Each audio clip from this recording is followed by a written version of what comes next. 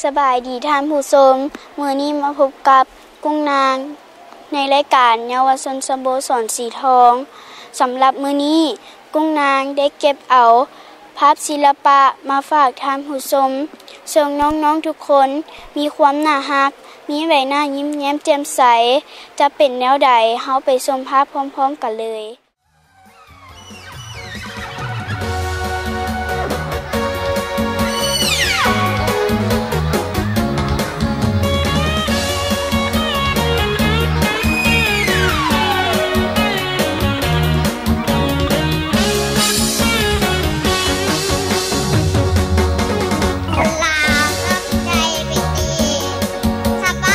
สบายดีทุกคน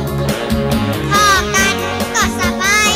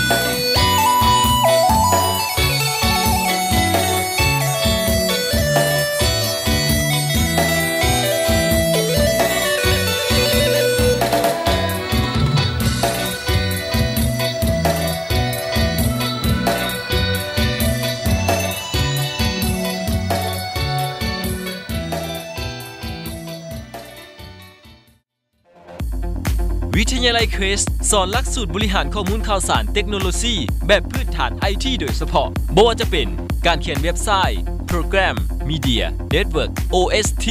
และเซิร์ฟเวอร์โดยเฉพาะเซิร์ฟเวอร์เพิ่นสอนทั้ง Linux Server และ Windows Server ทุกวิชาสอนจากอาจารย์ที่มีประสบการณ์มาแล้วหลายปีมีอุปกรณ์ให้ทดลองเรียนจบแล้วสามารถเฮ็ดเวียกได้เลยนอกจากนี้ยังมีสิ่งอำนวยความสะดวกเช่นสถานที่จอดรถกว้างขวางมีอินเทอร์เน็ตและคอมพิวเตอร์ให้ใช้แบบสะดวกสบายพิเศษในระยะนี้ทางโรงเรียนมีโปรโมชั่นลงทะเบียนแล้วจ่ายค่าเรียนหมดปีจะได้รับส่วนลดทันที 5% สนใจมาหาพวกเราได้ที่บ้านศรีวิไลเมืองไซธานีนครหลวงเวียงจันทน์โทรศัพท์021 711 492มือถือ020 2223 2022และ020 9552 9251เว็บไซต์ www.questcollege.la Facebook www.facebook.com/questcollegeitm อยากเรียน IT คิดถึงวิทยาลัย Quest